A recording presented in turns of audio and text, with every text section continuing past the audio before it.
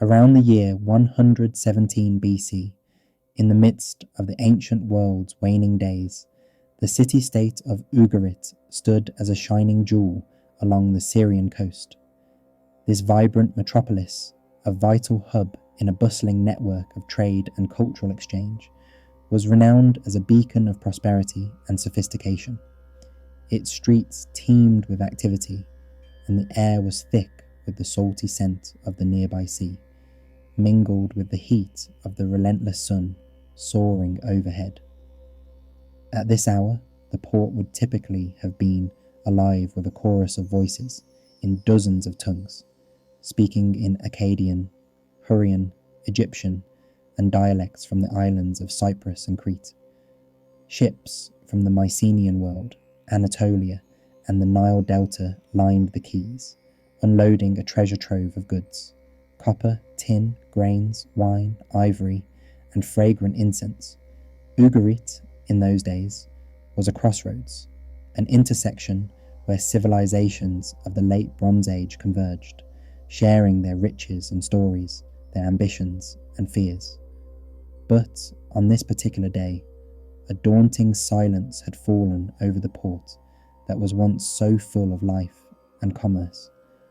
The usual hum of activity was replaced by eerie stillness. The bustling ships that had once arrived laden with treasures seemed to have disappeared in haste, leaving behind only ripples on the water's surface and a profound ringing silence. The mighty city, so long a symbol of power and connection, now teetered on the edge of catastrophe. Within the walls of the royal palace, in the ancient archives that preserved countless clay tablets, documents containing treaties, laws, epic poetry, and correspondence, a scribe sat trembling as he carved the final cuneiform characters into damp clay. This was no ordinary inscription. It was a desperate message, a cry for help, a message sent by King Amurapi of Ugarit to his formidable neighbour, the king of Elashia, ruler of Cyprus. The scribe's hand hesitated, but he completed the urgent words dictated by his master. Reports of invading ships that had already ravaged the city. The city's defences had been breached, its temples and homes burned to ash. The message detailed how the enemy ships had struck first, setting fire to the city's buildings and leaving death and destruction in their wake. In this letter, the king's envoy questioned whether the father of the recipient knew the full extent of the disaster. He asked if the other ruler was aware that Ugarit's armies and chariots were elsewhere, in the land of Hatti, while its fleets had vanished into the shadows of Lucca. The implication was clear. The city was left defenceless, abandoned to its enemies' mercies. Such a fragile final plea was to be baked into the clay to last eternally, a testament to the city's tragic downfall. Yet, it was never sent. The tablet would forever remain in the ruins of the burned fortress, a silent witness to the end of a thriving civilization, the last gasp of a world known for its grandeur and innovation. Ugarit's fall was not an isolated event. It marked only the latest chapter in a wider catastrophic collapse, sweeping across the ancient Near East. From the Greek mainland to Egypt's Nile Valley, from Anatolian highlands to the Canaanite lands, fires devoured cities, kingdoms crumbled into dust, and entire peoples vanished from history's pages. The great civilizations that had built their strength on bronze weaponry, chariot warfare, and complex trade networks, whose diplomacy and alliances intertwined nations, were succumbing one after another, collapsing like dominoes in a devastating chain. This was not merely the decline of a single empire, but a systemic failure, a total collapse that plunged the entire region into darkness for many generations. Historians have long referred to this cataclysm as the collapse of the Bronze Age. However, for those who lived through it, it was nothing less than an apocalyptic end, an existential catastrophe. What remains most terrifying and perplexing, even after more than 3 millennia, is our complete inability to identify with certainty the exact cause of this widespread upheaval. What storm of unprecedented violence and chaos tore through the world, sinking whole civilizations into oblivion? Was it invasion by unfamiliar armies, natural disasters of unimaginable force, or perhaps a mysterious combination of both? An invisible, unstoppable force that shattered the intricate fabric of early complex societies. Before delving into the tumultuous chaos that enveloped the ancient world, it is essential to understand what was lost in the upheaval. The world of the 10th century BC, on the eve of this catastrophe, was neither barbaric nor primitive. Quite the opposite. It was an era marked by unprecedented levels of complexity, prosperity, and interconnectedness. This was the first truly globalized system in human history, a vast network of states and tribes, thriving on a web of trade, diplomacy, and cultural exchange. Civilizations interacted through royal marriages, diplomatic correspondence, and commerce, each considering themselves the pinnacle of human achievement. In essence, this world was a remarkable achievement, an intricate mosaic of advanced societies working in tandem or competition, each vying for power, wealth, and prestige. The prosperity of these civilizations was built upon shared knowledge, technological innovation, and extensive diplomatic relations, creating an environment of relative stability and growth. Yet, in a matter of decades, this complex web unraveled completely, giving way to chaos and ruin. The fall of these interconnected societies was not merely the loss of individual cities or kingdoms, but the collapse of an entire international system, an interconnected world that had laid the foundations for future centuries of progress. The causes of this collapse have puzzled scholars for centuries, and even today, the full truth remains elusive. What inexorable force unleashed this storm of destruction that swept away entire civilizations, leaving behind only ruins and legends? Was it a natural catastrophe that struck without warning, an invasion by, say, marauding armies from distant lands, or perhaps a combination of drought, famine, and societal upheaval that led to internal chaos? The answers are still shrouded in mystery, buried beneath layers of archaeological debris and ancient texts. What we do know is that this period represented a turning point, a moment when the entire ancient world was brought to its knees. It was not simply a decline, but a systemic failure of a highly developed, interconnected society. This was the close of a magnificent chapter in human history, and its echoes resonate through the ages. For those living through it, the destruction of their civilizations was nothing less than an end of the world event. And to this day, over 3,000 years later, we remain haunted by the unanswered question: what exact forces, what unseen storm tore apart the fragile tapestry of Bronze Age civilizations? What cosmic or terrestrial upheaval brought this flourishing world crashing down so suddenly? Understanding these mysteries is not merely a quest for historical knowledge. It is a search for the deepest truths about the fragility of human societies when faced with the chaos of nature and human folly alike. Let us embark on a journey through this ancient world, pausing to appreciate its brilliance and majesty before it dissolves into the shadows of the past forever.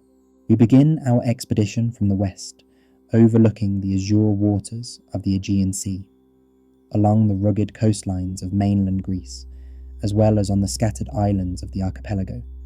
A formidable and martial civilization once held sway, that of the Mycenaeans. These were the same Achaeans immortalized by Homer in his epic poems, the Iliad and the Odyssey. Their world was ruled by powerful warrior kings who bore the regal title of Anax, often translated as lord or king. These rulers governed from impregnable citadels perched atop hilltops, magnificent strongholds like those of Mycenae, Tiryns, and Pylos. The walls of these fortresses were constructed from enormous, roughly hewn stones, megalithic blocks so massive that later Greeks, living through darker centuries, believed only giants with a single eye, the Cyclops, could have built them. Behind these so-called Cyclopean walls lay elaborate palaces, richly decorated with vivid frescoes depicting scenes of hunting, warfare, and religious ceremonies. The society of Mycenae was rigorously hierarchical and administrative in structure.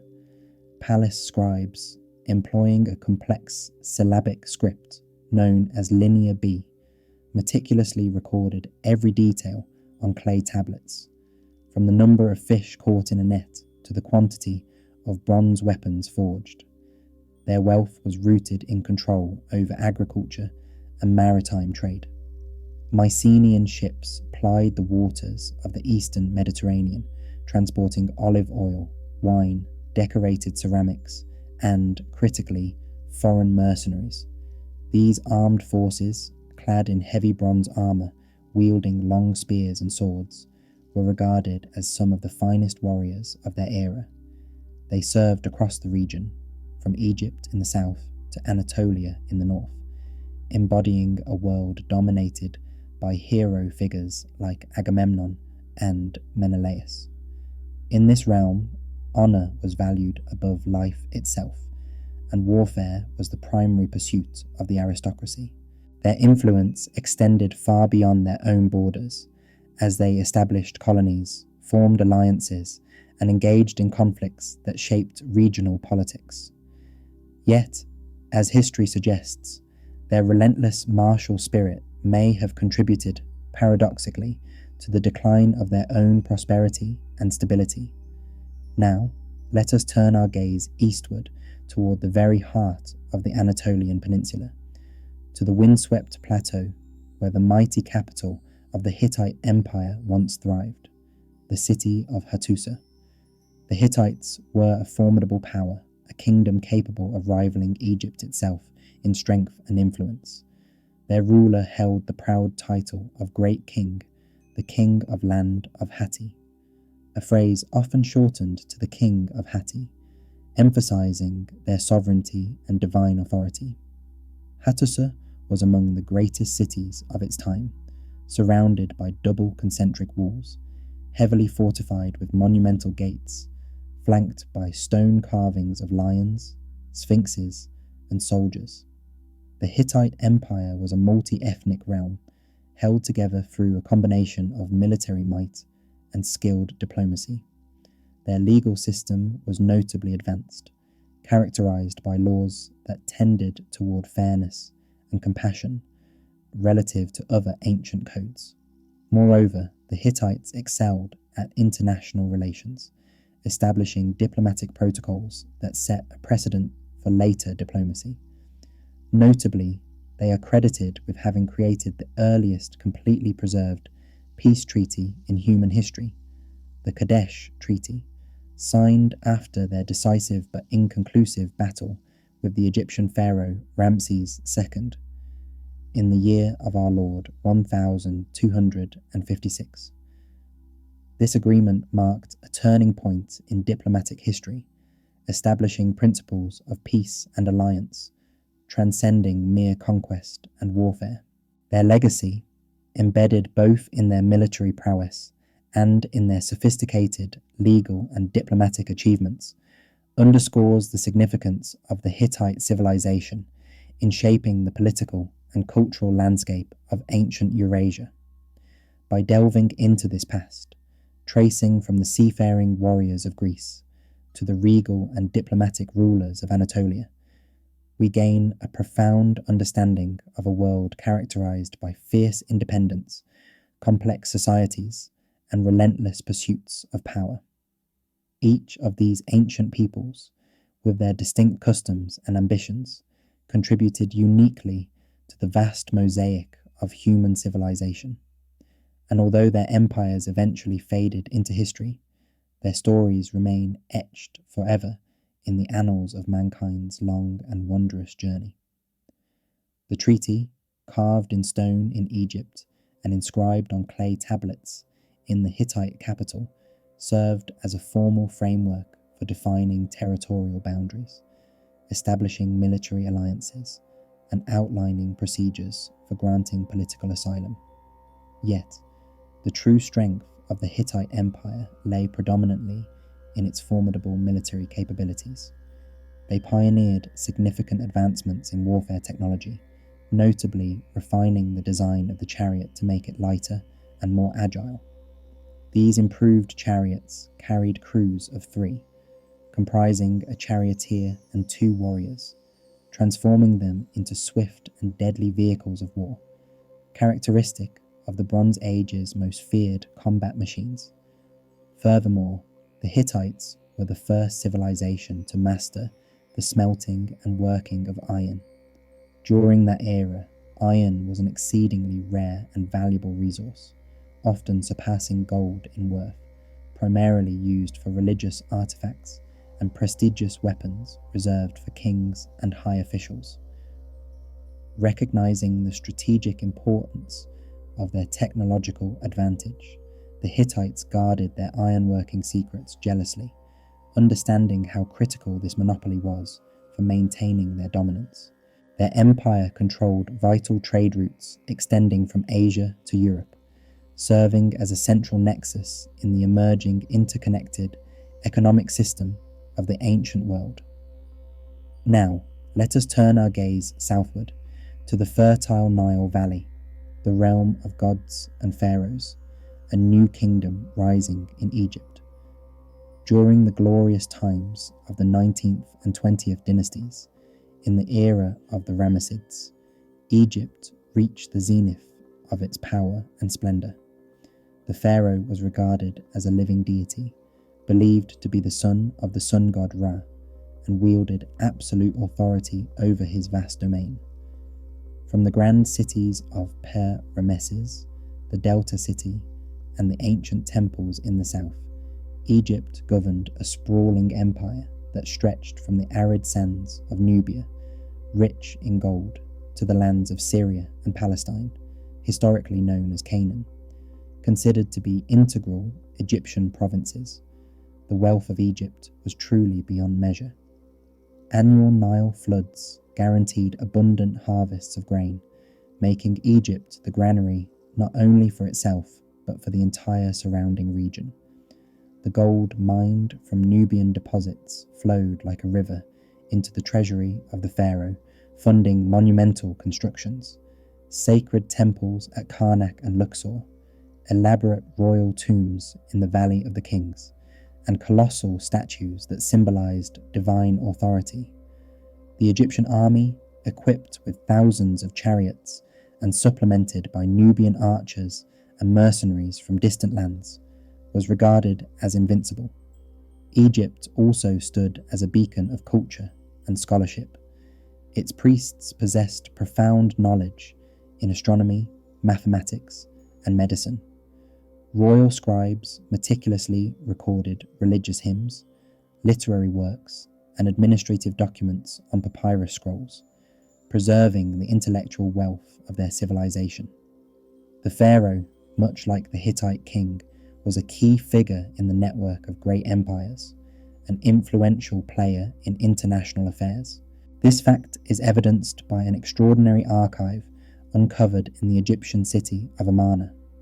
Hundreds of clay tablets, part of this diplomatic correspondence, reveal communications between the pharaohs Amenhotep II and Akhenaton and other major rulers of the time, including kings from Babylon, Assyria, Mitanni, and Hittite kings, along with their vassals in Canaan. These monarchs addressed each other as "my brother" and exchanged lavish gifts such as gold, horses, and fine textiles. They negotiated marriage alliances, sending royal daughters and sisters as diplomatic dowries, and lamented issues like poor roads and rampant piracy. This correspondence vividly depicts a world of complex and regimented international relations, characterized by mutual respect, strategic alliances, and diplomatic diplomacy. Egypt emerged as a stabilizing superpower, whose prosperity was viewed as essential for maintaining overall regional security. Between these two colossi, Hittite and Egyptian, existing numerous smaller states and vital regions occupied intermediary roles, forming a delicate web of political and economic interdependence that held the ancient Near Eastern world together. In the ancient lands of Mesopotamia, a fierce struggle for dominance was unfolding between the Kassite-controlled Babylonian kingdom and the rising power of the Middle Assyrian state. This period was marked by intense political and military rivalry, as each sought to secure their hegemony over the region. Meanwhile, across the eastern Mediterranean, the island of Cyprus, referred to in ancient texts as Al-Ashiyah, held a crucial position in the global scheme of resources and trade. It was renowned as the foremost supplier of copper, a vital and strategic resource that played an indispensable role in the production of bronze. Without access to Cyprus's copper riches, the manufacturing of weapons, armor, and tools would have been impossible, directly impacting the military and economic strength of these civilizations. Along the Levantine coast, which today encompasses the modern nations of Syria, Lebanon, Israel, and Palestine, a vibrant network of port cities thrived as bustling centers of commerce and cultural exchange. Cities such as Ugarit, Byblos, Sidon, and Tyre were not just maritime hubs, they were the incubators of innovation and the arteries of international trade. These city-states functioned as melting pots of cultures and ideas, bustling with merchants, artisans, and diplomats. They spoke Semitic languages and employed a sophisticated system of communication, using Akkadian cuneiform to conduct official correspondence, serving as the lingua franca of diplomacy and commerce across vast distances. But they also pioneered a groundbreaking innovation, one of the earliest known alphabets, a revolutionary leap in written communication that would influence civilizations for centuries to come. Through these Mediterranean ports, an unceasing flow of goods, ideas, and technological advancements coursed, linking ancient Egypt, Anatolia, Mesopotamia, and the Aegean world. This interconnected web created what historians often describe as a complex, interdependent system, where the prosperity of one depended heavily on the stability and cooperation of all. The engine of this thriving civilization rested on three main pillars: stable agricultural empires, strategic resource control, and secure international trade routes, both maritime and terrestrial. The vast agricultural realms of Egypt and Mesopotamia provided the bread and sustenance necessary for sustaining their populations and armies. Control over vital resources, such as copper from Cyprus and tin from distant Afghanistan, known in ancient times as Auru or Al-Ashiyah, ensured that crucial materials for bronze production were always within reach. Securing these trade routes was paramount. They required constant protection from pirates, rival states, and shifting political alliances, as the safety of these pathways was essential for maintaining the flow of wealth and resources. The ruling elites of these civilizations, those governing men in palaces and temples, crafted a culture of unparalleled richness and sophistication. They exchanged not only tangible goods like precious metals, textiles, and luxury items, but also intellect, artisanship, and medical knowledge. Skilled craftsmen, physicians, scribes, and philosophers travelled and interacted, spreading innovations and refined practices that elevated the quality of life in these societies. However, this exquisite web of interconnectedness, while a testament to human ingenuity and cooperation also harboured a hidden vulnerability. The very tightness of these bonds meant that a failure or collapse in one part of the system could trigger a domino effect, destabilizing the entire civilization. No ruler, no merchant, no warrior, regardless of their power, could have foreseen or prevented the catastrophic consequences of such a breakdown, especially in an era where political stability was fragile and economic systems intricate. To outsiders, their world appeared as an impenetrable fortress of bronze, shimmering, durable, and seemingly eternal. The entire civilization seemed forged from a resilient, gleaming alloy, symbolizing strength and permanence. Yet beneath this shining facade lurked a fragile and complex machinery, one that depended critically on flawless cooperation and constant resource flow. This immense political and economic apparatus, painstakingly built over generations, was vulnerable to disruptions, be it resource scarcity, warfare, or political upheaval, that could shatter the illusion of invincibility. A closer look at this intricate fabric reveals how delicate the balance truly was. The threads of trade, diplomacy, and resource management wove a tapestry that held this ancient world in fragile equilibrium. The stability of these civilizations hinged on maintaining uninterrupted access to essential materials, secure routes, and diplomatic alliances. A single rupture, say, a conflict blocking vital trade passages, or a miscommunication between diplomatic centres, could unravel the entire fabric, plunging the region into chaos and decline. At the core of this vast, interconnected system was the very material that gave this civilization its name, bronze. This alloy, typically composed of about equal parts copper and tin, was the keystone of their technological and military dominance. Bronze was more than just a material. It embodied the collective strength and ingenuity of these societies. It was used to craft everything crucial for survival and expansion: formidable weapons like swords and spearheads, protective armour and helmets, farming implements such as axes, sickles, and chisels, as well as luxurious items including statues, ornate vessels, and jewellery. Control over the production and distribution of bronze was, therefore, a central source of power for the ruling aristocracy and palace elites, who commanded the resource flows and manufacturing processes. An army armed predominantly with bronze weapons was virtually unbeatable against tribes or groups that relied solely on stone or rudimentary copper armaments. The skilled artisans, who mastered the art of working with bronze, did not merely produce military equipment, they also crafted exquisite art pieces and monumental constructions, leaving behind a legacy of cultural and technological achievements. This mastery in bronze craftsmanship and weaponry allowed these civilizations to project power, defend their borders, and expand their influence, their entire societal structure woven tightly around the central role of bronze, which epitomized their industrial and military prowess. In essence, these ancient societies operated like a colossal, finely tuned machine, its strength rooted in the universal reach of trade, the authority of the palace, and the mastery of metallurgy.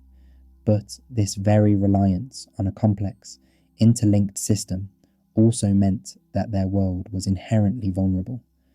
Understanding the delicate weave of their economy and diplomacy reveals how thin the line was between the stability of a thriving civilization and its downfall. Their history was, in many ways, a testament to the resilience of human innovation, but also a reminder of how easily interconnected systems can unravel when faced with unforeseen disruptions. Bronze once served as the vital commodity of its era, akin to the modern significance of oil, steel, or uranium, acting as the cornerstone of strategic power and geopolitical influence. It was more than just a metal.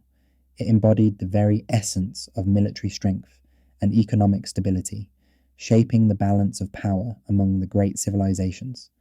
However, the very foundations of this system harbored a critical vulnerability, one rooted deeply in the scarcity and geographical distribution of its essential components. The primary materials necessary to forge bronze, copper, and tin were exceedingly rare and, crucially, almost never found together in the same location. Copper deposits were known and exploited at several key sites, with the island of Cyprus, or Alatia, standing out as the predominant source of high-quality copper in the entire eastern Mediterranean region. The Cypriot copper mines operated on an industrial scale, supplying thousands of tons of this precious metal across the known world, fueling the armies, artisans, and traders of numerous civilizations. Dominance, or at least amicable relations with Cyprus, became a matter of strategic importance for any major power aiming to maintain its position and influence. The situation surrounding tin was even more complex and precarious. Unlike copper, significant tin deposits near the eastern Mediterranean were virtually non-existent. The closest substantial sources lay thousands of kilometers to the east, in the rugged mountains of present-day Afghanistan and possibly Uzbekistan. From these distant regions, tin was transported via perilous and lengthy caravan routes, cutting through the Iranian plateau and Mesopotamia before reaching the ports of the Levant. From these key maritime hubs, the metal was distributed to workshops in Egypt, Anatolia, and regions such as Agadir. It is also believed that some sources of tin could have existed in Europe, but these were likely minor compared to the Afghan route, which served as the main artery for this critical supply chain. This means that late Bronze Age economies depended heavily on international trade spanning vast distances. For a Greek warrior of this period to wield a bronze sword, not only did local craftsmen need to forge it, but copper from Cyprus and tin from Afghanistan had to arrive at the same melting pot.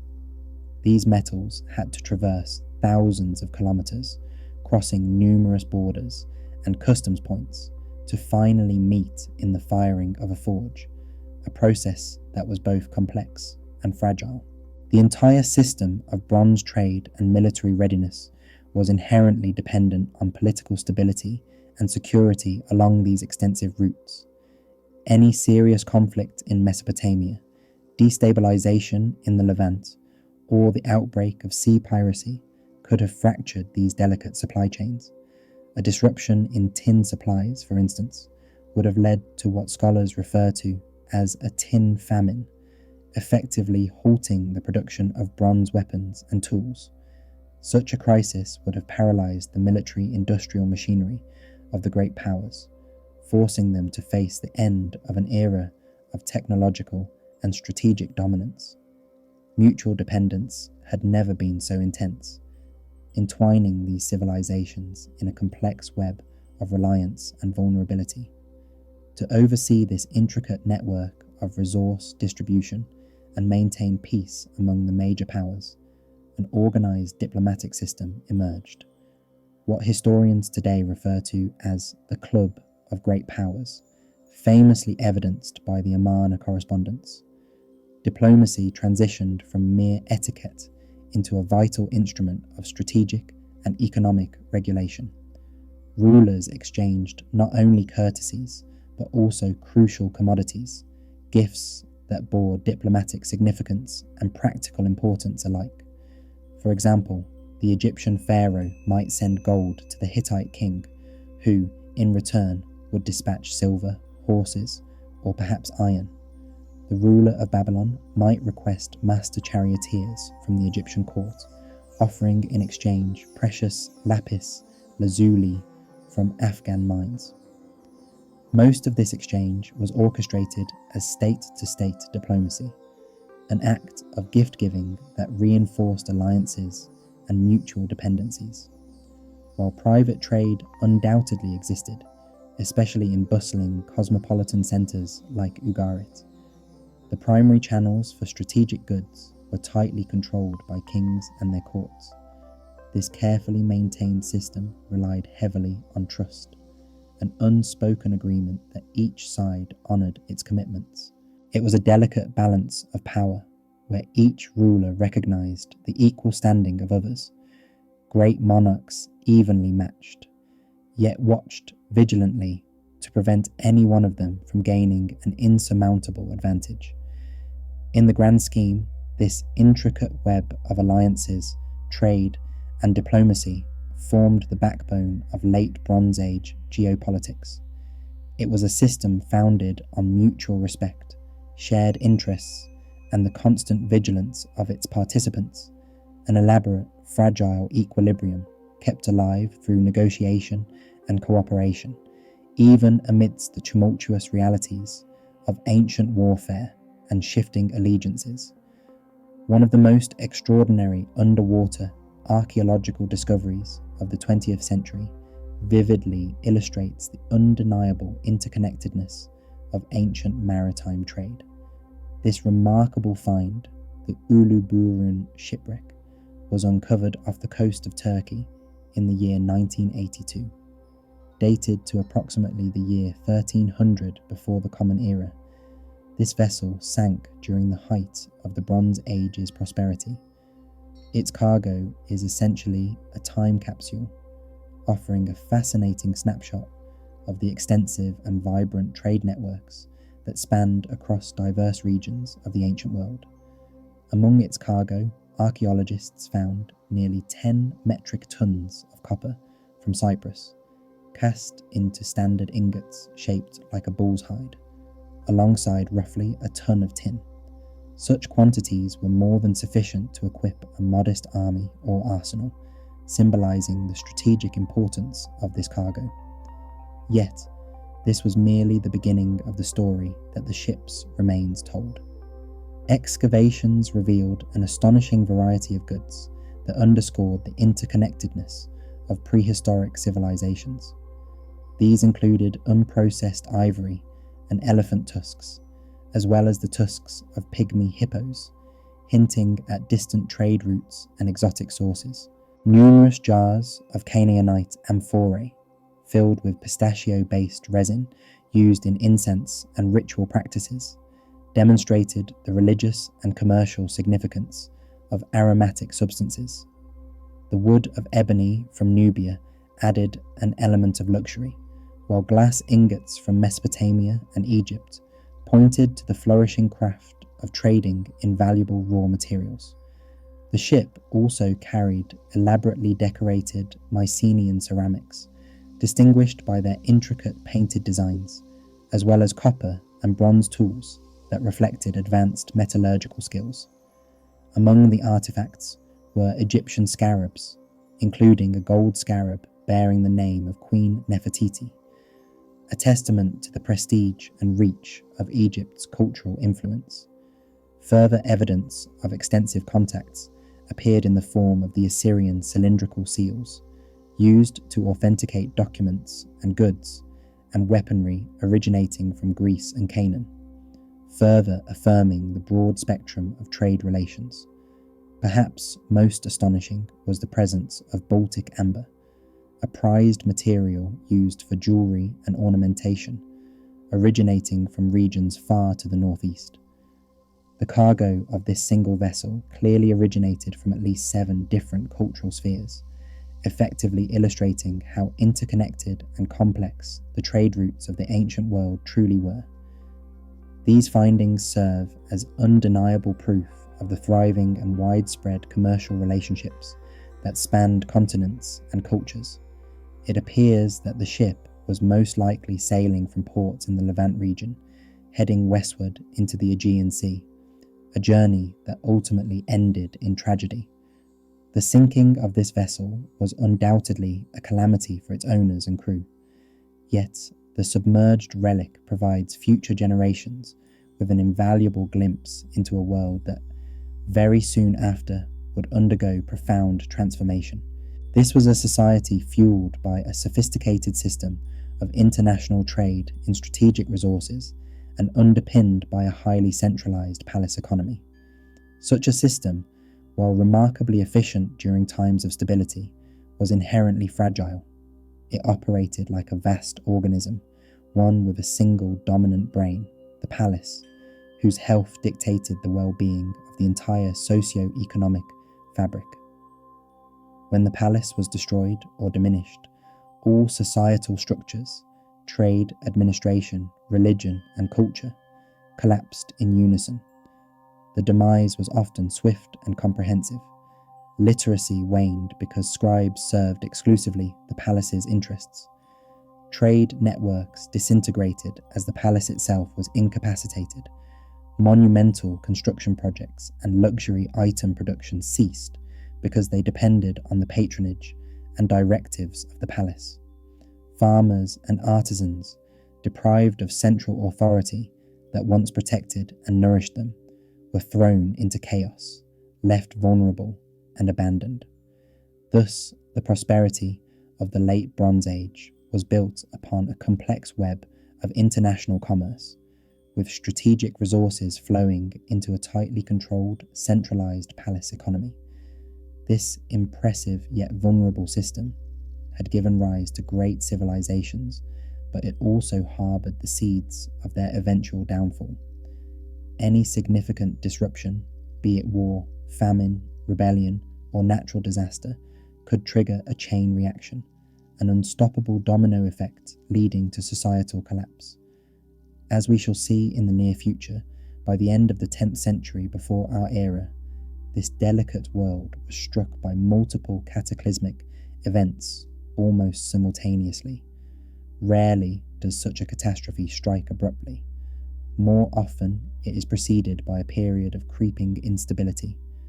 Signs, cracks in the foundation of civilizations, a sense of foreboding filling the air, signal that disaster is imminent.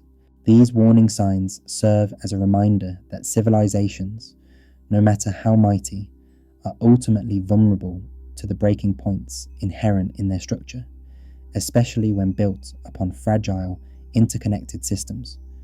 During the late Bronze Age, a period marked by profound upheaval and upheaving tensions, similar patterns of societal distress and systemic decline began to emerge long before the cities flamed with flames or kingdoms crumbled into dust. This era saw the first signs of an ominous, far-reaching crisis rippling through the interconnected web of civilizations. These early warning signals resembled distant thunderclaps, subtle yet unmistakable, an echo of impending catastrophe that many of the most powerful rulers of the time chose to dismiss, blinded as they often were by their own opulent grandeur and seemingly invincible might. One of the most significant and, undoubtedly, foundational factors that eroded the stability of these ancient societies was undergoing a dramatic transformation in climate conditions. Modern specialists who study past environmental changes, paleoclimatologists, have examined annual tree rings, deposits found at the bottom of lakes, and the isotopic compositions in stalagmites inside caves to understand this distant epoch. Their research indicates that beginning approximately in the year 1250 before our era, the eastern Mediterranean region faced a prolonged period of drought. This climatic shift did not happen suddenly, but unfolded gradually over several decades, marked by a steady deterioration of weather patterns. Winters grew drier, summers recorded higher temperatures, and overall the amount of rainfall significantly decreased. These changes consequently caused river levels to fall and groundwater supplies to dwindle, transforming the environment into an increasingly hostile landscape. For civilizations whose economies heavily depended on agriculture, such a transformation was tantamount to a death sentence. The consequences of the relentless droughts and climate deterioration proved especially devastating for these societies. while Egypt fared somewhat better due to its reliance on the annual flooding of the Nile River, which provided vital water and fertile silt. The text records instances of lower than normal inundations and accompanying famines that plagued the southern kingdom. However, for the Mycenaean Greeks, the Hittite Empire, and the various city-states of the Levant, the impact was catastrophic. Crops failed more frequently, leading to widespread food shortages that, in turn, spurred despair and chaos. Archaeological excavations reveal that many cities of the time responded to these threats by constructing elaborate water management systems, underground cisterns and tunnels leading to natural springs, evidence of an acute scarcity of accessible water. Such infrastructure investments underscore how desperate and urgent the crisis had become, with water shortages beginning to undermine the very foundation of palace economies and ruling stability. When farmers could no longer meet their grain tax obligations, their lands and livelihoods disintegrated, prompting mass migrations or the abandonment of fertile fields. As granaries in royal complexes emptied out, the authority of kings, who in the eyes of their subjects were custodians of fertility and success, began to weaken. The mounting hardship and hunger turned large segments of the population into unwitting catalysts for social upheaval. Famine bred desperation among the common people, and the destabilization of agricultural surplus created fertile ground for rebellions and societal unrest. As societal equilibrium unraveled, another alarming phenomenon took shape: mass migrations and the rise of armed groups engaged in banditry. Historical texts from this period are filled with references to groups called the Hapiru or the Apiru, terms that disclosed more about social status than ethnicity. They referred to individuals who had fallen outside the structured societal hierarchy: displaced peasants, impoverished artisans, deserters, and exiles. These marginalized groups banded together into armed bands, often residing in the remote, mountainous regions where authorities had little reach. Engaging in looting and raids, they attacked caravans, pillaged villages, and created chaos across the landscape. Essentially, they were people with no footing within the official social orders, a dangerous byproduct of systemic collapse and societal disintegration. As the crises deepened, the number of such groups increased geometrically, transforming them into a significant threat to the stability and control of established authorities, especially in regions like Canaan and Syria. Furthermore, these migration and upheaval phenomena often assumed even more extensive and alarming scales. The social fabric was torn apart, with entire groups seeking refuge elsewhere or simply abandoning their ancestral lands, resulting in widespread dislocation. These movements contributed to a climate of instability that further weakened the already fragile political and economic structures of the late Bronze Age civilizations, setting the stage for a period of profound chaos and transformation in history. Entire tribes and vast populations, fleeing hunger and war, were driven from their ancestral lands located somewhere in the Balkans, on the Black Sea coast, or in western Anatolia. These relentless migrations set off a chain reaction, a domino effect that resonated across regions. One group would displace another, which in turn would launch attacks against the next, creating a relentless cycle of upheaval. Like a slow but unstoppable avalanche, these waves of people advanced steadily southward and eastward, heading toward the wealthy yet weakened civilizations that had long stood as centers of power and culture. These civilizations, although rich in history and influence, found themselves increasingly vulnerable, battered by the continuous waves of migrants who sought refuge or new territories. Amidst these profound upheavals, traditional warfare among the major powers did not cease.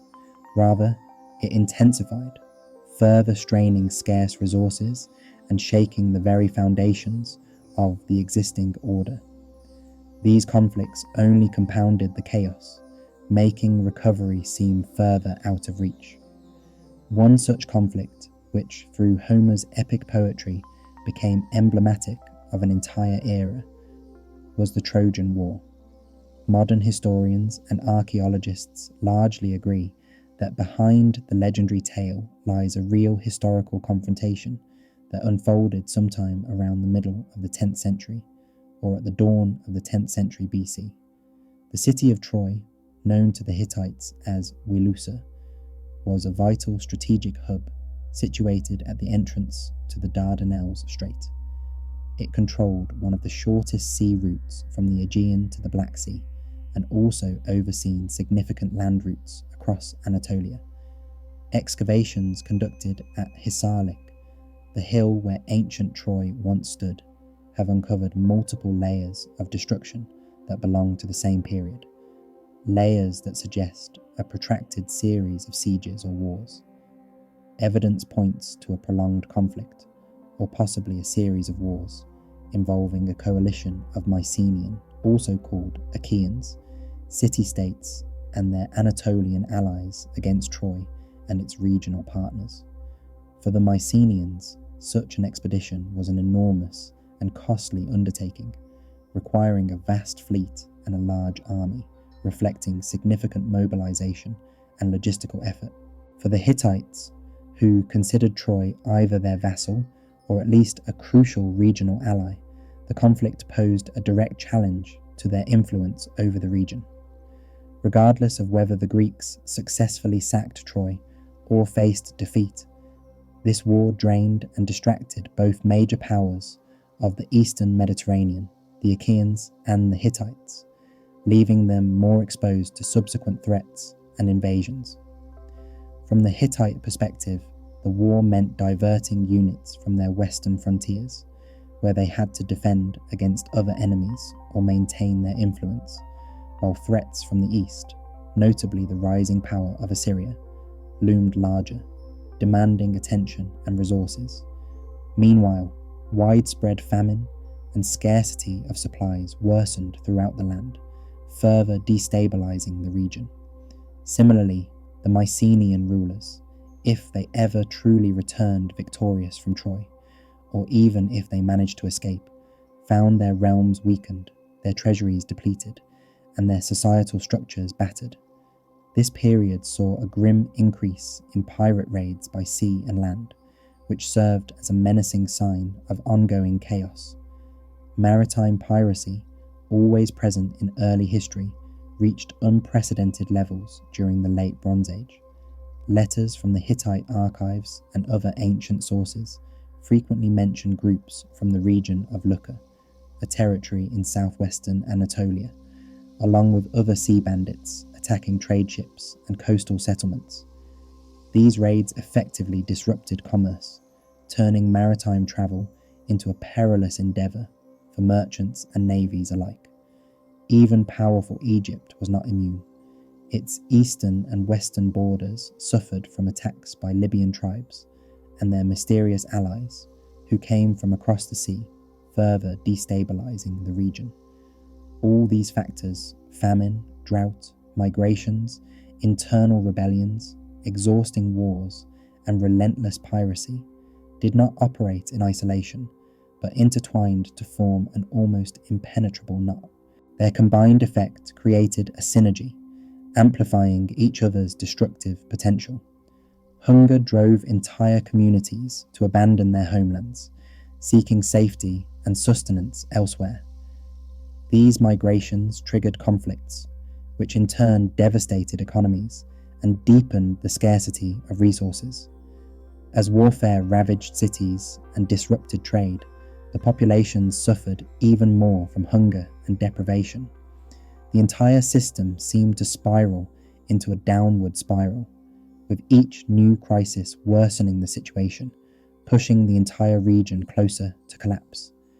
In essence, the era was characterized by a vicious cycle where these interconnected crises, migration, War, economic decline, and piracy fed into each other, generating a relentless momentum towards chaos. The scenario became a tightening knot of problems with no immediate way to untangle or restore stability, leading to a period of profound upheaval that would mark the dawn of a new age.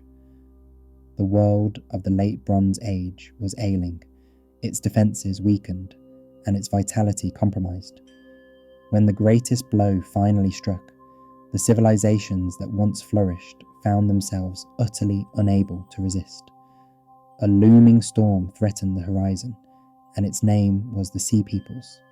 It seemed that the already fragile world, one battered by famine, internal strife, and economic turmoil, was struck a devastating blow from outside forces. Like an ominous signal emanating from the depths of the ocean, waves of destruction poured onto the thriving eastern Mediterranean coasts, the scale of which has no equal in history. The Egyptian chronicles, carved into the stone walls of temples, refer collectively to these mysterious invaders as the Sea Peoples. But who exactly were these enigmatic groups? Where did they originate from? These questions remain among the greatest mysteries of ancient history, still shrouded in uncertainty and intrigue. The Sea Peoples did not form a single unified nation or an organized army under one ruler. Instead, they were a complex confederation of diverse tribes, warriors, and migrants, gathered perhaps by circumstances that we are only beginning to understand today. Most likely, many of these groups had been pushed out of their homelands long before, driven away by relentless hunger, war, or conquest. Now, having assembled in vast, formidable hordes, they surged into new territories, leaving destruction in their wake as they sought new lands to settle. Archival evidence from Egypt, including inscriptions and reliefs from the tomb of Pharaoh Ramesses II at Medinet Habu, lists some of these tribes and peoples. Among them was the Peliset, whom most scholars identify with the biblical Philistines, known for their distinctive style and formidable military reputation. Other groups, perhaps linked to Anatolia, include the Sherdan, who are thought to have origins related to Sardinia and are depicted wearing characteristic horned helmets, already notorious in Egypt as mercenaries and pirates. Then there are the Shekelesh, possibly originating from Sicily, and the Danu, who some researchers believe could be connected to the Danai mentioned in Homer's tales. Additional tribes like the Teresh, Weshesh, and others also appear in the records, each with their own probable origins in the diverse regions of the Tumul, the Balkans, Asia Minor, the Aegean Islands, and Italy. Most likely, the Sea Peoples represented an eclectic and uncoordinated amalgamation of different peoples, a sort of barbaric international coalition driven by the pursuit of plunder and conquest. Reliefs from Medinet Habu provide a vivid illustration not only of their warriors but also of their way of life. Alongside armed men wielding long swords and round shields, images depict chariots pulled by oxen carrying women and children, signalling that these incursions were not solely military campaigns.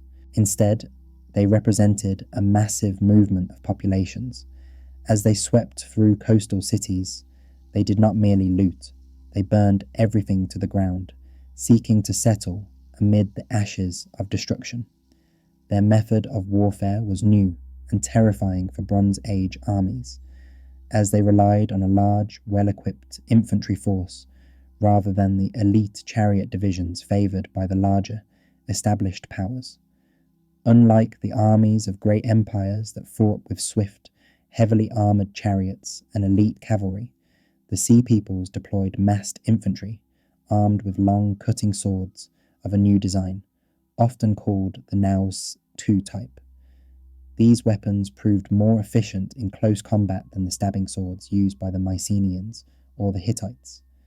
Their soldiers were not only fierce fighters, but also adept seafarers, commanding fleets of swift, light vessels that navigated the turbulent waters with ease. Their ships, small but highly maneuverable, struck terror along the coastlines, leaving devastation behind wherever they appeared. These raids were executed with brutal cruelty, often leaving scorched earth in their wake, a pattern that can be traced across the entire eastern Mediterranean. The archaeological traces of their onslaught are unmistakable and widely documented. Thick layers of ashes and charred debris mark the fall of numerous late Bronze Age cities and settlements across the region. This widespread destruction layer signals the culmination of their campaign, an unmistakable sign of a formidable and destructive force having roared through the ancient world. Their fiery path is documented in the many ruins and relics scattered across the shores and inland territories of the eastern Mediterranean.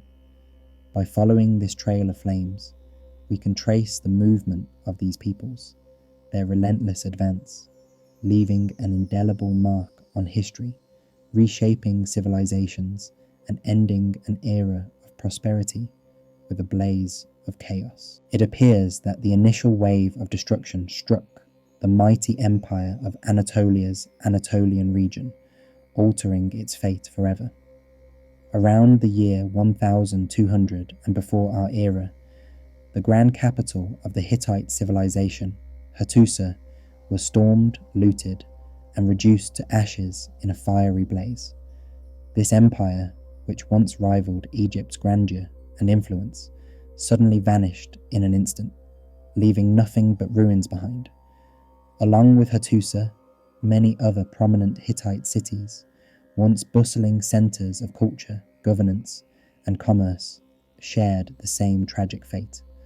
All traces of their writing, administrative systems, arts, and traditions disappeared without a trace.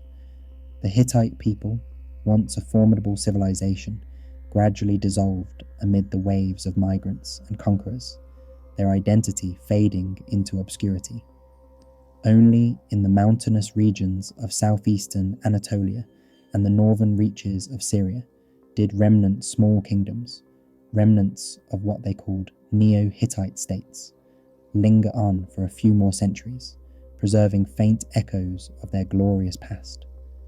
Simultaneously, a catastrophic storm of destruction hit the eastern Mediterranean, striking the island of Cyprus with devastating force. Flourishing towns that prospered from extensive trade in copper, such as Enkomi and Kition, were systematically destroyed and set ablaze. Their copper mines were abandoned, and the once thriving industry of bronze production was crippled. This blow reverberated throughout the entire economic fabric of the region, leading to far-reaching consequences. The cessation of Cyprus's vital copper supplies signified the end of the Bronze Age industry, plunging civilizations into chaos and economic stagnation. Further east, the Levant faced its own harrowing collapse. Here, in Ugarit, we find some of the most vivid and tragic evidence of this widespread catastrophe. The last messages from King Amurapi, discovered within the charred remains of his palace, paint a harrowing scene, a city in panic and despair, with threats looming on the horizon. The invaders had already reached the outskirts, yet the king's armies and navy, who had been helping the Hittite Empire, were far away, potentially doomed themselves. The city was overwhelmed within approximately 1 year of the invasion, engulfed in flame and left in ruins. Many other towns and cities across Syria and Canaan met similar fates, erased from history in a matter of months. This downfall of civilization, one that had given the world the revolutionary alphabet, set humanity back for an entire century. It was a dark age, a time of decline, depopulation, and the evident decline of the great artistic and cultural achievements of the past.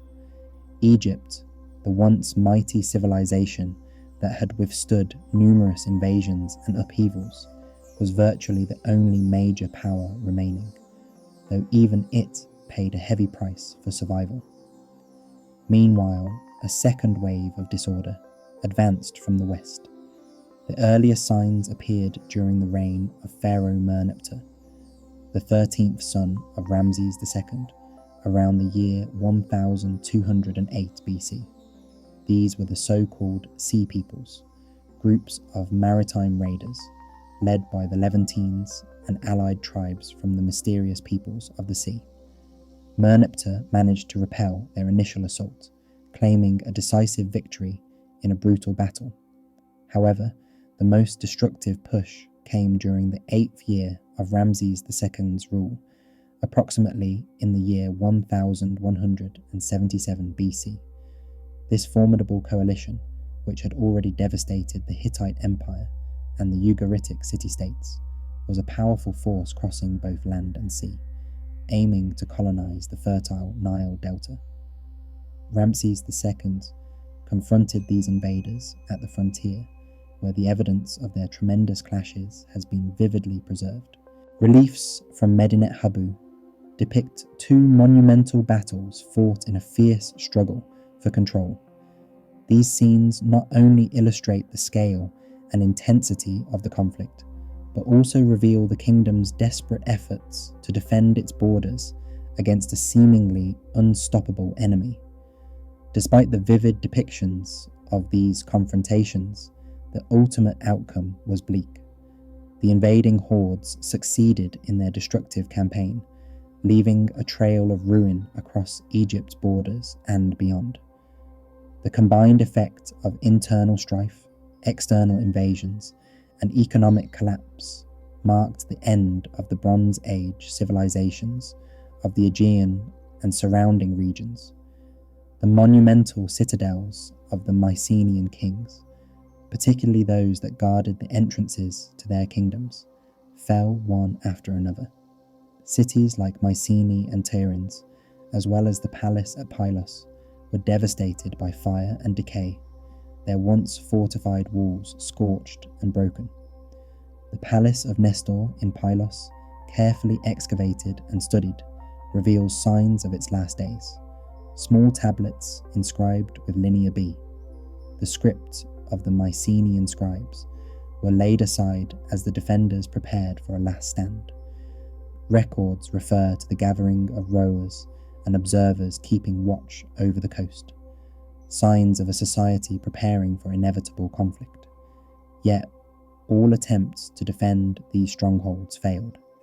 The palaces were burned, and with their destruction, the knowledge of Linear B and the entire writing system associated with the Mycenaean civilization disappeared forever. The attackers responsible for breaking these mighty citadels remain a matter of debate among scholars.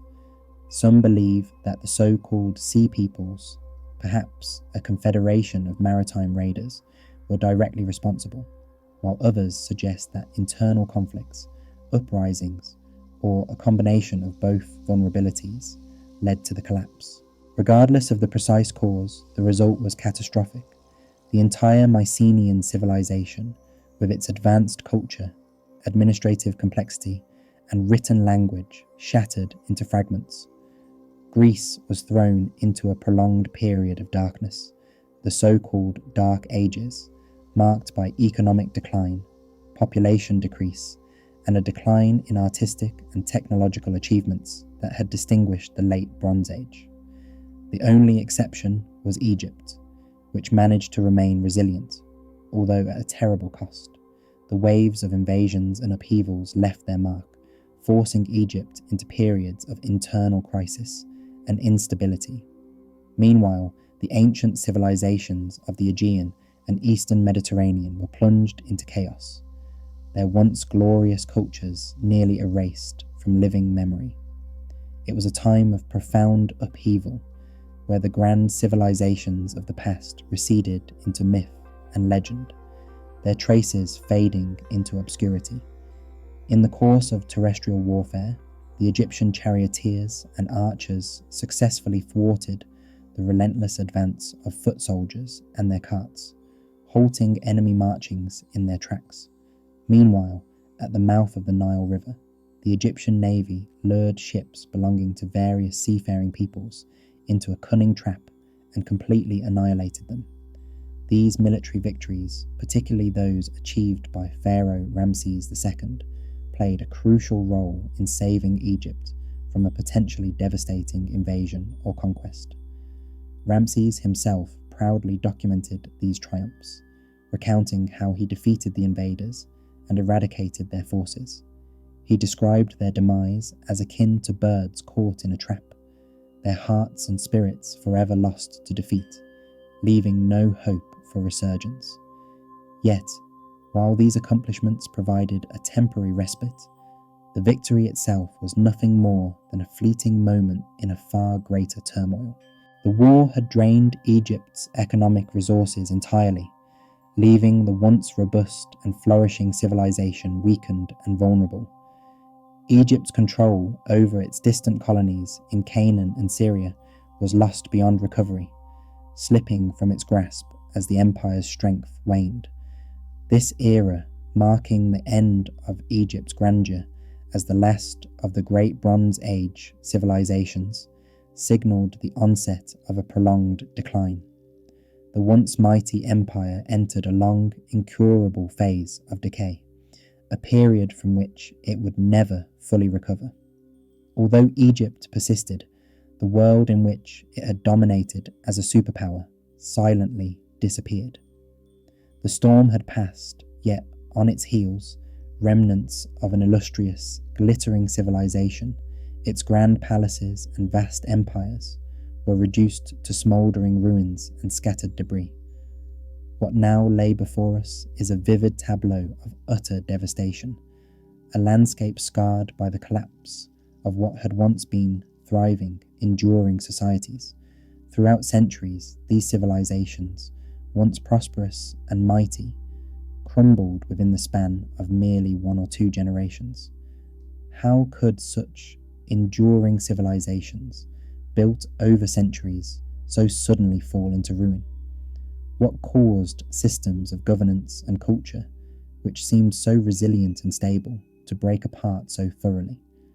For many decades, scholars have debated and scrutinized this question, seeking to identify a singular cause that could explain this catastrophe. Some have blamed the destructive forces of the seafaring peoples, often called the Sea Peoples, asserting their raids as the primary catalyst. Others pointed to prolonged droughts, thinking that climate fluctuations played a decisive role. There are those who emphasized natural disasters such as earthquakes, since the region has long been known for seismic activity, and many ancient cities bear the visible scars of such catastrophic events.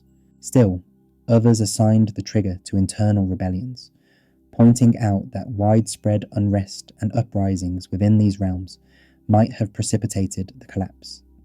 Today, however, the majority of researchers have come to see the collapse of the Bronze Age civilizations as a multifaceted phenomenon, rather than the result of a single culprit. They recognize it as a textbook example of systemic failure, a perfect storm where numerous adverse factors converged simultaneously, each amplifying the impact of the others, leading to a chain reaction of destruction. To fully comprehend this downward spiral, it helps to reconstruct the sequence of these interconnected events, akin to a row of falling dominoes, each knocking over the next. The first domino in this catastrophic sequence was the climate. It all began with a prolonged period of drought that gripped the entire region. This was not merely a hypothesis, but an established scientific fact, supported by geological and paleoclimatic evidence. Extended dry spells led to successive years of crop failures, devastating agricultural productivity across vast territories. The resulting food shortages set off a chain of consequences that would unravel the stability of the entire civilization. The second domino was hunger and social instability. The scarcity of food translated into widespread famine, which in turn caused social unrest and disorder. The granaries that once stored abundance symbols of stability and prosperity, emptied, leaving societies scrambling for survival.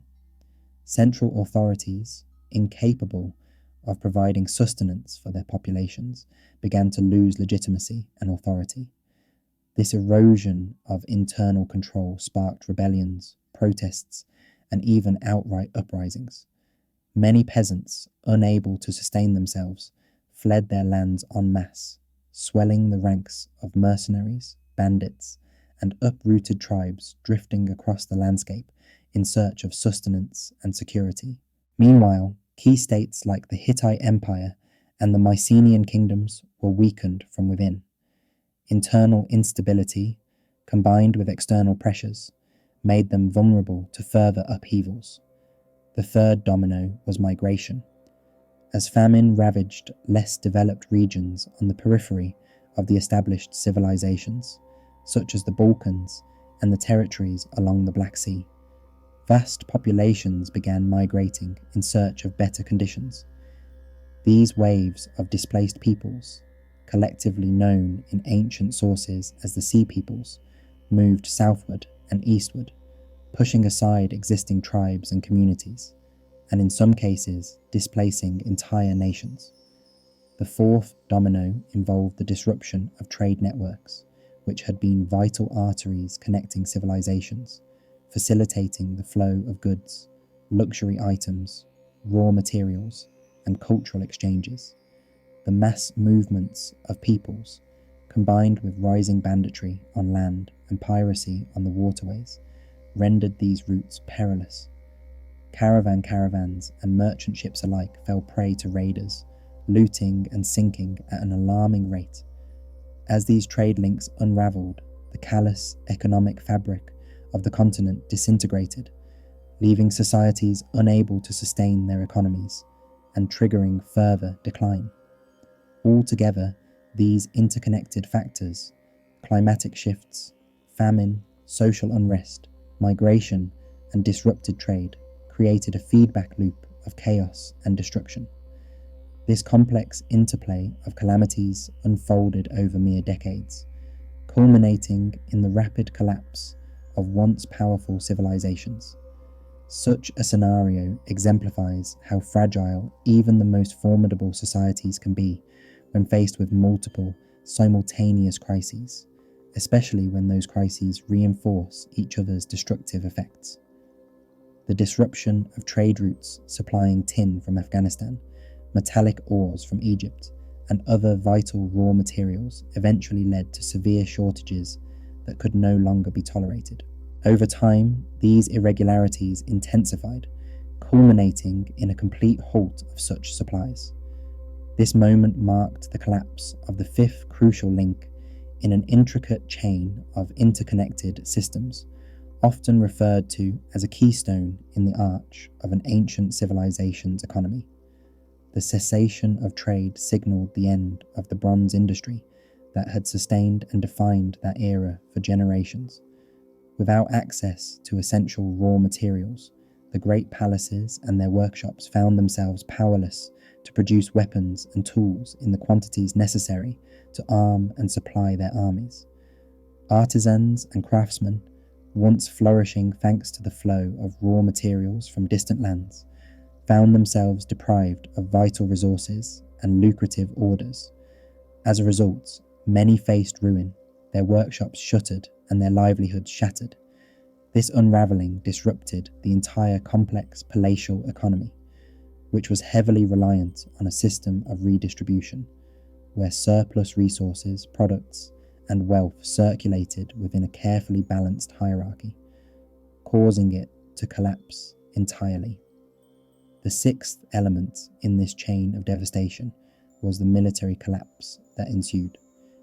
Weakened by hunger, internal chaos, and economic disintegration, the once mighty states and empires found themselves vulnerable to external invasions, especially by groups commonly called the peoples of the sea. These invaders, likely relying on more advanced or different tactics, appeared with armies perhaps still clinging to archaic methods such as chariot warfare. but soon revealed their effectiveness against the outdated conventional armies of the besieged civilizations. The great kingdoms, exhausted from internal strife, much like the ancient conflict between the Mycenaeans and Trojans, lacked the cohesion and resources to mount a coordinated defense against these new threats. Their military structures crumbled under the weight of internal strife and the relentless wave of attackers. The seventh and final step in this destructive sequence was the targeted destruction of key centers of power. Conquerors deliberately set fire to and razed palaces, symbolic and functional nerve centers of civilization. These palaces, serving as administrative hubs, repositories of written records, religious centers, and artistic spaces, represented the heart and soul of the society. When they fell, the entire fabric of governance and cultural life unraveled. Administrative systems disintegrated, writing systems were lost or rendered useless, religious practices and artistic traditions were obliterated. What transpired was not merely conquest, but a brutal act of decapitation, stripping the civilization of its vital functions and identity. The overall picture reveals a cascading failure that begins with environmental stress, droughts, leading to food shortages, provoking mass migrations, disrupting trade, and culminating in military defeat and the destruction of political hubs. This sequence of events exemplifies a systemic collapse, where each factor exacerbates the effects of others, creating a vicious cycle. The interconnectedness meant that failure in one domain, be it economic, military, or political, quickly spilled over into the others, amplifying the overall devastation. For instance, the decline of a major power like the Hittite Empire did not merely end with their collapse, but imposed additional burdens on neighbouring states, pushing them toward eventual downfall as well. The entire structure crumbled piece by piece, leaving behind a shattered landscape of once glorious civilizations. Adding a significant technological dimension to this picture is the emergence of iron as a pivotal resource. Historically, the Hittites had held a monopoly on ironworking, primarily using it as a luxury material reserved for elite weapons and objects. However, in the chaos of the collapse, when supplies of tin and other materials needed for bronze production disappeared, iron suddenly became far more valuable and widespread.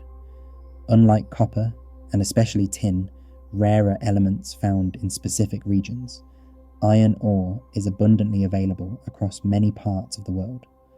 Although mastering its processing was initially more complex, once the techniques were learned, iron provided an inexhaustible, accessible resource for producing weapons, armor, and tools. Groups operating in the ruins of the old empires, such as the peoples of the sea or other migrating tribes, actively adopted and spread this new technology, dramatically altering the balance of power. Iron transformed warfare itself, democratizing it. No longer did only the wealthiest or most powerful states possess the luxury of specialized rare metals. Now, any tribe, chief, or local warband with access to surface deposits and skilled smiths could arm and equip their fighters effectively. The palace's previous monopoly on strategic metals was shattered. A new age, known as the Iron Age, was dawning amid the chaos and destruction, born from the ashes of a collapsing past. This transition was not smooth or peaceful. It was forged in the fires of war, upheaval, and societal disintegration. The fall of the Bronze Age, therefore, cannot be explained by a single cause or a simple set of circumstances. It was a multifaceted tragedy involving numerous actors, interconnected processes, and compounding factors. It stands as a stark reminder from history. Even the most complex, powerful civilizations are vulnerable, their apparent grandeur built on fragile foundations susceptible to rupture. Prosperity and technological prowess do not guarantee eternal survival. The dazzling glory of seemingly invincible empires can be fleeting, and their decline often follows a sequence of crises that intertwine environmental challenges, economic failures, political unrest, and external invasions. Ultimately, this story teaches us that the robustness of any civilization depends on the resilience of its interconnected systems. A breakdown in one key area, a major trade route, a vital resource, or a political center can trigger a chain reaction, leading to wholesale collapse. The collapse of the Bronze Age, with all its complexity, highlights how vulnerability arises from dependence on finite resources and tightly interconnected systems. It is a poignant lesson showing that even the most seemingly unwavering civilizations are, at their core, fragile structures, prone to crumbling under the weight of internal contradictions and external shocks. Once the smoke from the devastating fires had finally dispersed, and the last echoes of screams had faded into silence, the survivors who remained around the ruins were confronted with a horrifying and sobering sight. The world, once vibrant and full of life, had been transformed into a landscape unrecognizable to those who remembered its former glory. Thriving empires and bustling trading cities, centers of culture and commerce, lay in ruins, destroyed and abandoned, as if obliterated from existence. According to demographic estimates, the population of the eastern Mediterranean had plummeted by half, and in certain regions such as Greece and Anatolia, the decline was even more catastrophic, reaching up to 90%. Such a drastic reduction in numbers constituted a demographic catastrophe on a scale comparable to the devastating effects wrought by nuclear conflict in later centuries. The consequences of this collapse influenced the course of history for many hundreds of years, fundamentally reshaping the geopolitical map and altering the cultural landscape in profound ways. The most immediate and noticeable result of this widespread destruction was the disappearance of great imperial powers and the ensuing political disintegration. The mighty Hittite Empire, once a dominant force in the region, simply ceased to exist. The once flourishing Mycenaean civilization, which had been a cornerstone of the ancient world, vanished into obscurity. Egypt, although it survived the upheaval, never regained its former status as a superpower. Its territorial holdings in Asia Minor and beyond contracted significantly, leaving the Nile Valley as its core domain, isolated and surrounded by a fragmented world. This vacuum of centralized authority and power led to the gradual emergence of numerous small kingdoms, city-states, and principalities, each vying for dominance and survival. As a result, the entire region nurtured a new, more fragmented political reality, one that was much more localized, less unified, and characterized by small-scale sovereignties. Equally devastating was the loss of accumulated knowledge, technological skills, and cultural achievements. The destruction wasn't limited to physical structures, but extended deeply into human understanding and intellectual legacy. The royal palaces, repositories of wisdom, and centers of learning were burnt or looted, and their archives, along with the scribal schools, vanished into the flames. Ancient systems of writing, such as the Hittite cuneiform and the Linear B script used by the Mycenaeans, were entirely forgotten, their symbols and codes no longer understood by subsequent generations. Consequently, mankind lost the ability to read and write for several centuries, plunging into what history later termed the Dark Ages in Greece. The loss was far-reaching. Complex architectural and engineering techniques, along with administrative procedures, were abandoned or forgotten altogether. Monumental constructions ceased, craftsmanship regressed to simpler forms, and the once sophisticated art of sculpture and decoration gave way to cruder, more primitive expressions. International trade, which had once connected distant lands and facilitated cultural exchanges, fell silent. The world experienced a significant regression. It reverted to simpler social and economic structures, focused mainly on subsistence and local exchange. Urban centres, if not completely destroyed in the chaos, gradually emptied out as their inhabitants migrated away from ruins to small, isolated villages. The population shifted from sprawling cities to more modest rural settlements, an essential move driven by necessity and survival. In this new reality, the economy was predominantly based on subsistence agriculture and livestock farming. People farmed their land, raised animals, and shared resources within close-knit communities. Life quality deteriorated sharply. The levels of comfort and prosperity that had once been commonplace rapidly diminished. The world became poorer, simpler, and undeniably more perilous. Yet, as history has often demonstrated, great devastation does not solely lead to despair and oblivion. Instead, it often paves the way for rebirth and renewal. The ruins of ancient civilizations, torn asunder by violence and chaos, became fertile ground for the nascent seeds of future cultures. The collapse of rigid, hierarchical palace monarchies cleared the way for more flexible and adaptable forms of social organization to take hold. From the debris of the Bronze Age civilizations, new societies began to emerge, less centralized, more autonomous, and better suited to the fractured world they inhabited. In Greece, after 3 centuries of darkness, ignorance, and isolation, known today as the Greek Dark Ages, a remarkable transformation took place. The Greek people, with their memory of a once glorious past, started to reshape their society from scratch. They gradually moved away from the legacy of their Mycenaean kings and aristocracies, forging a new political identity based on independent city-states, or polis. This innovation was revolutionary, fostering local governance and communal independence. The Greeks borrowed and refined the alphabet from the Phoenicians, a simple yet powerful system of writing that was accessible to a broader portion of the population, unlike the elite-driven cuneiform scripts of earlier civilizations. This newly developed literacy played a crucial role in the cultural rebirth, nurturing the growth of democracy, philosophy, and literature.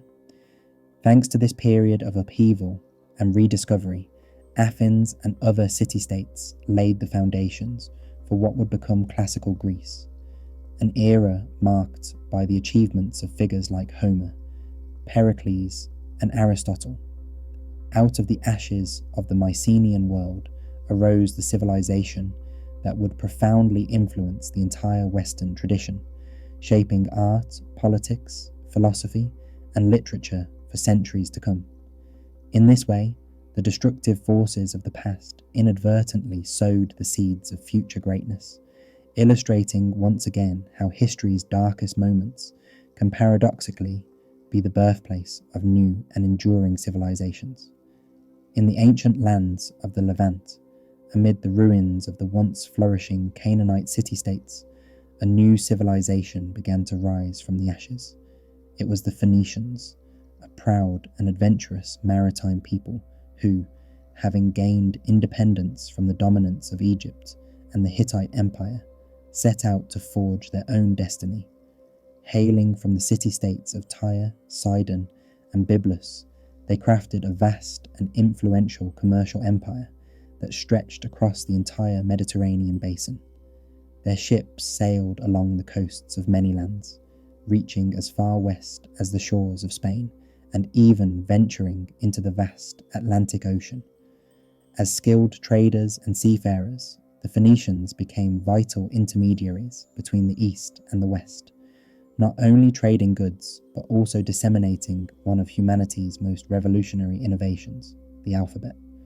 This simple yet powerful writing system, which simplified communication and record keeping, spread widely and laid the foundation for later scripts that would influence countless civilizations. Meanwhile, on the land of Canaan, the aftermath of widespread warfare left the region devastated, but it also created space for new peoples to settle and emerge. Along the coastal strip, the Philistines, descendants of a sea people known as the Peliset, established themselves. They brought with them advanced ironworking techniques, which transformed their military and economic capabilities. The Philistines forged a confederation of 5 prominent city-states, 5 fortified urban centres that stood united as a formidable and persistent military force over the region for many generations. Their presence marked a significant shift in the regional power landscape. In the rugged hillside regions of Judah and its surroundings, a different story was unfolding. A new people, the early Israelites, were beginning to coalesce into a distinct identity amidst a political vacuum created by the collapse of previous dominant powers. Over time, they succeeded in uniting under their own monarchy, establishing a kingdom that reached its zenith under kings like Saul, David, and Solomon. This nascent political entity was more than just a united front. It became the cradle of an emerging religious worldview centered around strict monotheism, a revolutionary shift that would reshape spiritual beliefs and profoundly influence world history for centuries to come. Across the broader Anatolian plateau, new peoples such as the Phrygians and the Lydians gradually replaced the waning Hittite dominance. As for Mesopotamia, the weakening of the collapsing empire of the Cholabs provided an opening for the resurgence of Assyria. Once battered by the chaos following the fall of earlier imperial structures, Assyria rebounded swiftly, transforming into a new, increasingly powerful empire characterized by relentless military campaigns and ruthless governance. Soon, it would become a dominant force of the Iron Age, more brutal and expansive than before. The collapse of the Late Bronze Age therefore marked a pivotal turning point in human history, a kind of reset that reshaped the entire political, cultural, and economic landscape. It effectively shattered the old interconnected world of palace empires, whose complex trade networks, diplomatic alliances, and shared cultural practices had created a form of early global interaction. Yet, from this destruction arose a vastly different world, more dynamic, fragmented, and diverse. The transition was, without doubt, brutal and bloody, causing humanity to retreat academically and culturally for nearly a century. Still, within the chaos and darkness of those turbulent centuries, laid the fertile ground for the development of new civilizations. It was during this turbulent upheaval that the foundations of what would become the classical and Western civilizations were laid, an intricate fabric woven from the ruins of the old. The story of the Bronze Age collapse is more than just a chronicle of ancient kings and forgotten battles. It serves as a profound, sometimes unsettling reminder of the fragile nature of human civilizations. The Late Bronze Age world, with its intricate systems of diplomacy, long-distance trade, and shared cultural motifs, closely resembled our own globalized society in many ways. Its sudden downfall teaches us crucial lessons. It reveals how complex interdependence, when pushed to extremes, can lead to widespread vulnerability. Just as a failure in one part of a sprawling network can trigger a cascade of collapse across the entire system, modern societies face similar risks. It also demonstrates that climate change, acting as a catalyst, could unleash social upheavals, spurring famine, mass migrations, and even conflicts over dwindling resources. Moreover, the collapse warns us that no amount of technological or cultural advancement can guarantee immunity from systemic failure if societies lose their capacity to adapt to rising challenges. Today, as we look upon the ruins of ancient cities like Ugarit, Hattusa, and Mycenaean. We are confronted not merely with stones and relics, but with echoes from the past, reminders etched into charred clay tablets and carved into the walls of shattered palaces. These ancient remnants serve as silent witnesses, teaching us that even the mightiest civilizations are vulnerable, and that stability remains fragile in the face of unforeseen forces. The story of this profound upheaval is not just a chapter in history, it is a mirror reflecting our own vulnerabilities, a stark reminder of the delicate balance that underpins human progress and the ever-present potential for collapse. The story of how an entire world can suddenly vanish in an instant compels us to reflect deeply on the stability and resilience of our own civilization, which is far more intricate and interconnected than many realize. It prompts us to consider the various threats that loom over us today, whether they be the relentless impacts of climate change, economic downturns that destabilize nations, devastating pandemics that spread across borders, or escalating conflicts that threaten to ignite new wars. These challenges, much like the catastrophic collapses of ancient civilizations, remind us of our vulnerability and the importance of vigilance.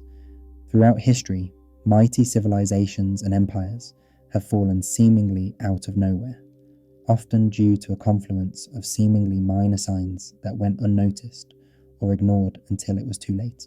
In our modern world, with its complex web of politics, technology, and environmental dependencies, the question remains, can we, unlike the great rulers and kings of the Bronze Age, recognize the early warning signs of an approaching storm? Will we possess enough wisdom, foresight, and collective will to take preventive measures before these threats reach their most destructive peaks? The answer to this pressing question is still unwritten, and it continues to evolve as we speak. Each of us plays a role in shaping its outcome by being vigilant, informed, and proactive. Currently, right this moment, our actions and choices are contributing to the ongoing story of humanity's future, determining whether we will overcome impending crises or fall victim to them. I am grateful for the time you have spent engaging with this reflection, exploring one of the most enigmatic and tumultuous chapters of ancient history. If this journey through the ages has sparked your curiosity and deepened your understanding, I encourage you to keep exploring similar stories that shed light on pivotal moments and turning points from our collective past. The process of uncovering these lessons is vital for our present and future, as they serve as sobering reminders and sources of wisdom. Your attention and interest are invaluable, offering crucial support that fuels our continued pursuit of knowledge and storytelling. It is through shared understanding and awareness that we can better prepare ourselves for the uncertainties ahead. As we look to the past to draw lessons, we strengthen our ability to face the challenges that await, confident that with insight and unity, we can navigate even the most formidable storms.